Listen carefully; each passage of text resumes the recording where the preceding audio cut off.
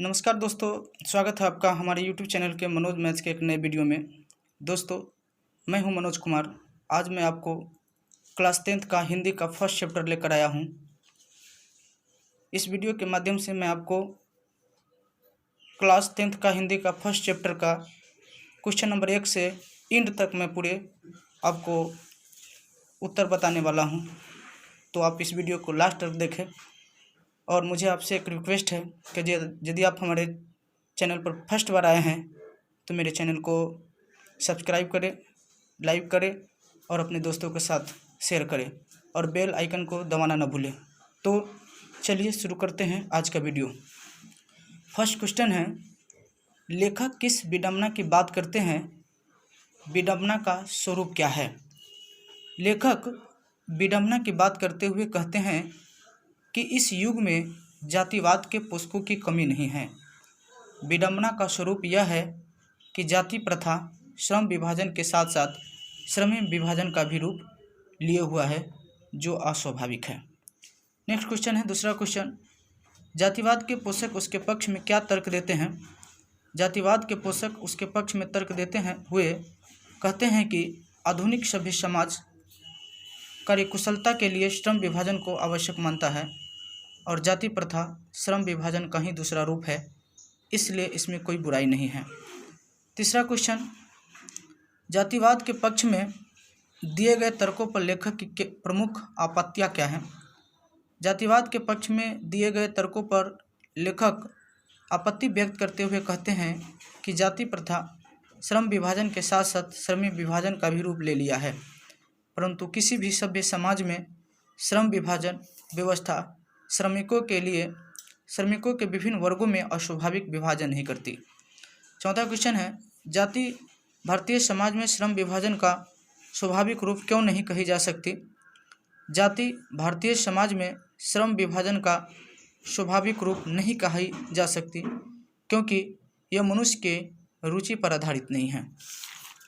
अगला क्वेश्चन है, जाति प्रथा भारत में बेरोजगारी का एक प्रमुख और प्रत्यक्ष कारण कैसे बनी हुई है? जाति प्रथा भारत में बेरोजगारी का एक प्रमुख और प्रत्यक्ष कारण बनी हुई है क्योंकि जाति प्रथा किसी भी व्यक्ति को ऐसा पेशा चुनने का अनुमति नहीं देती जो उसका पैतृक पेशा न हो, भले ही वह उसमें परंपरागत हो। अगला क्वेश्चन है, लेखक आज के उद्योगों में गरीबी और उत्पीड़न से भी बड़ी समस्या किसे मानते हैं और क्यों?